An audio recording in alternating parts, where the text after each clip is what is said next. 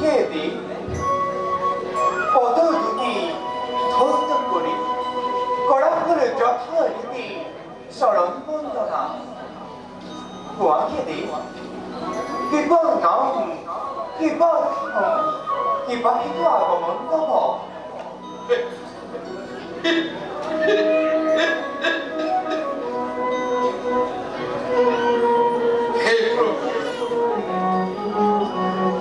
অন্তর্যামী তুমি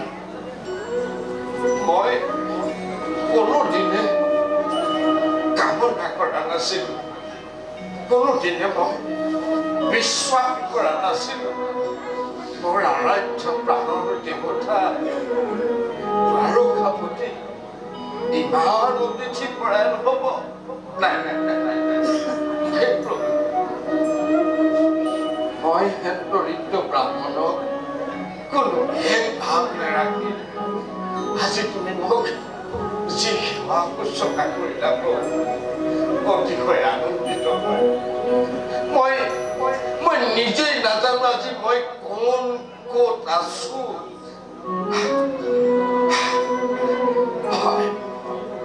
আগেৰে কৈছো নহয় প্ৰভু মই এজন দৰিদ্ৰ ব্ৰাহ্মণ নামৰ বেদনী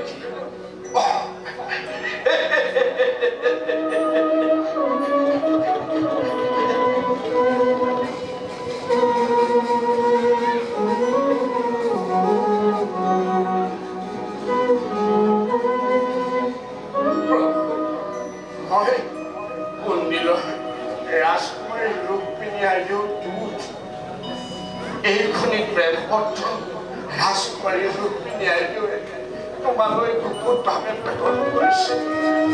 এতিয়া পত্ৰ পঢ়ি তুমি যথাবিহিত ব্যৱস্থা কৰা যথাবিহিত ব্যৱস্থা কৰা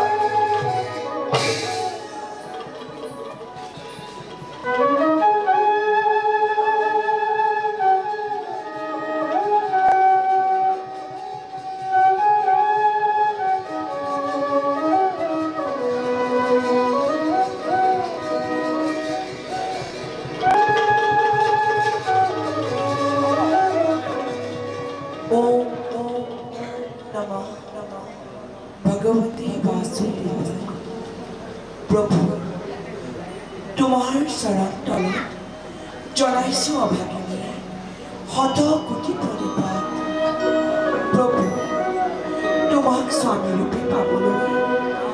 দিনে নিশাই ধূপ ধূনা সহস্ৰ বন্তিৰে মই কৰিছো কামনা কিন্তু প্ৰভু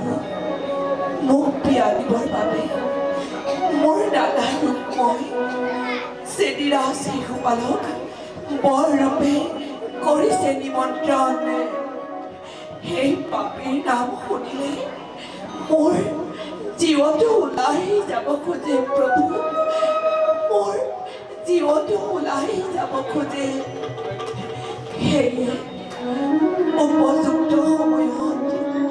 আপুনি আহি মোক কৰিব উদ্ধাৰ প্ৰভু আপুনি যদি মোক পত্নী ৰূপে নকৰে গ্ৰহণ তেন্তে মই আত্মহত্যা কৰিম আৰু আপোনাক পাপে চুব সেয়ে প্ৰভু উপযুক্ত সময়ত আপুনি মোক কৰিব উদ্ধাৰ আপুনি মোক কৰিব উদ্ধাৰ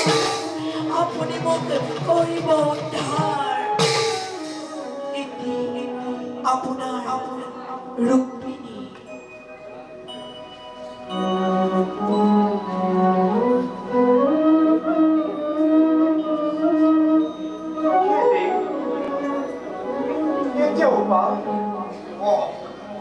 আমি নিৰূপায়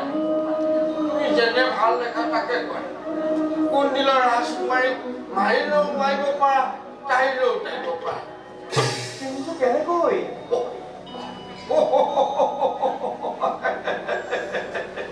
কৃষ্ণ ককাই